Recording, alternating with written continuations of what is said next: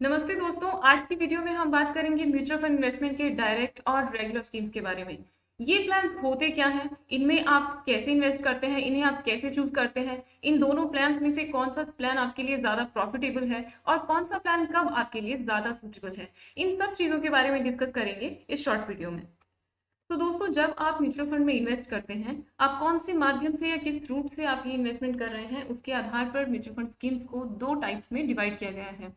अगर आप किसी भी थर्ड पार्टी की हेल्प लिए बिना ये इन्वेस्टमेंट डायरेक्टली कर रहे हैं, तो ऐसे में आप एक डायरेक्ट स्कीम में इन्वेस्ट कर रहे होते हैं। फॉर एग्जाम्पल, जब भी आप ऑनलाइन इन्वेस्ट करते हैं एएमसी की वेबसाइट से या फिर रजिस्ट्रार की वेबसाइट से, तो आप एक डायरेक्ट स्कीम चूज कर रहे होते हैं।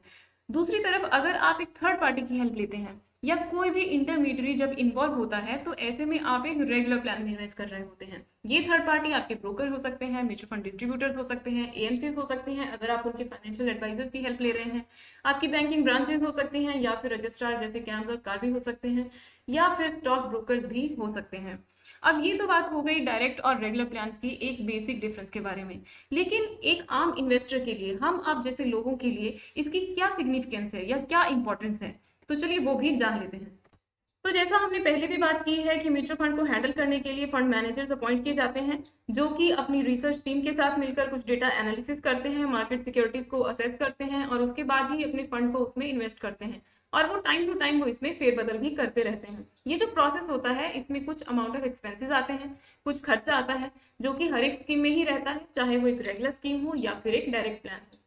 लेकिन जब भी हम रेगुलर स्कीम में इन्वेस्ट करते हैं, यानी जब भी हम किसी भी ब्रोकर, थर्ड पार्टी या फाइनेंशियल एडवाइजर की माध्यम से ये इन्वेस्टमेंट करते हैं, तो कुछ अमाउंट ऑफ फीस होती है जो उस थर्ड पार्टी को भी जाती है। ये जो फीस होती है, ये बाकी के खर्चों में जुड़ जाती है और हमारे टोटल ओवरऑल एक्सपेंसेस को थोड़ा सा बढ़ा देती है। यानी हमारे फंड का नेट एसेट वैल्यू कम हो जाता है एक्सपेंस रेशियो बढ़ जाने के कारण। अगर आसान भाषा में समझें तो हमारे रिटर्न थोड़े से कम हो जाते हैं, क्योंकि फंड मैनेज करने का खर्चा थोड़ा सा बढ़ गया है।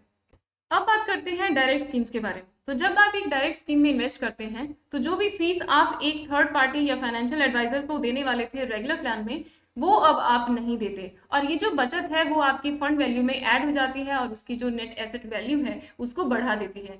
यानी कि डायरेक्ट स्कीम में रेगुलर स्कीम के कंपैरिजन में जो खर्चा है वो थोड़ा कम होता है और जो रिटर्न है वो थोड़े से ज्यादा मिलते हैं। अब क्योंकि डायरेक्ट स्कीम्स बेटर रिटर्न देती हैं, तो भी ऐसा नहीं है कि हर इन्वेस्टर के लिए डायरेक्ट स्कीम्स एडवाइजेबल होती हैं। अगर आप म्यूचुअल फंड के बारे में पहले से कुछ जानकारी रखते हैं, जैसे कि हम जानते हैं कि मार्केट में 2500 से भी ज्यादा तरह के म्यूचुअल प्लान ऑफर किए जाते हैं, जिन्हें बहुत सारी कैटेगरीज और सब कैटेगरीज में डिवाइड किया गया है। अगर आप उनमें से अपनी जरूरत के आधार पर सही फंड चूज कर सकते हैं, तो डेफिनेटली आपको एक डायरेक्ट स्कीम में इन्वेस्ट करना चाहिए। और अगर आप ये जानकारी पहले से ना भी रखते हो, लेकिन आपके पास इतना टाइम है कि आप वेरियस रिसोर्सेज से ये जानकारी इकट्ठा कर सकते हैं, उस केस में भी डायरेक्ट स्कीम्स को आपको प्रेफर करना चाहिए। और साथ ही साथ अगर आप ऑनलाइन ट्रांजेक्शन से हेजिटेंट नहीं है, आप ये जानते हैं कि कौन से पोर्टल से कैसे आपको इन्वेस्टमेंट या फिर रिडम्पशन करना है, तो भी डायरेक्ट स्कीम्स आपको प्रेफर करनी चाहिए।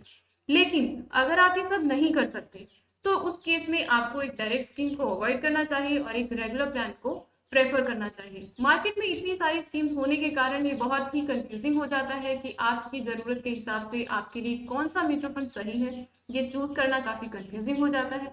साथ ही साथ इतनी सारी जानकारी वेरियस रिसोर्सेज से इकट्ठा करना ये बहुत ही कंफ्यूजिंग प्रोसेस होता है, टाइम कंज्यूमिंग भी होता है। और इसी वजह से आप अपने लिए एक नॉन सूटेबल फंड चूज कर लें, ऐसा फंड चूज कर लें जो कि आपके लिए सही ना हो। ये गलती आप करने के चांसेस भी बहुत हाई रहते हैं, ऐसी पॉसिबिलिटी बहुत हाई रहती है। इसी वजह से अगर आप इन सब चीज़ों को अवॉइड करना चाहते हैं, आप अपनी फाइनेंशियल प्लानिंग में, अपनी वेल्थ बिल्डिंग में कोई भी तरह की मिस्टेक को अवॉइड करना चाहते हैं, जिस तरह की मिस्टेक आप खुद अपने लेवल पे हैंडल ना कर सकते हो, तो डेफिनेटली आपको एक फाइनेंशियल एडवाइजर की हेल्प ले लेनी चाहिए और अपनी वेल्थ प्लानिंग को और स्ट्रॉन्ग करना चाहिए। अब चलते चलते दोस्तों, एक छोटी सी बात और जान लेते हैं कि आपको ये पता कैसे चलेगा कि आपके पास जो प्लान है या फिर आप लेने वाले हैं वो एक रेगुलर प्लान है या फिर एक डायरेक्ट प्लान है।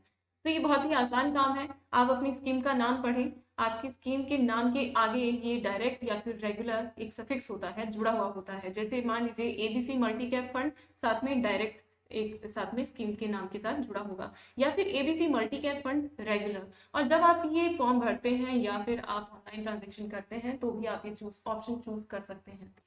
आज की वीडियो में फिलहाल इतना ही। अपनी राय, अपना फीडबैक कमेंट सेक्शन में जरूर शेयर करें। हैप्पी इन्वेस्टिंग दोस्तों।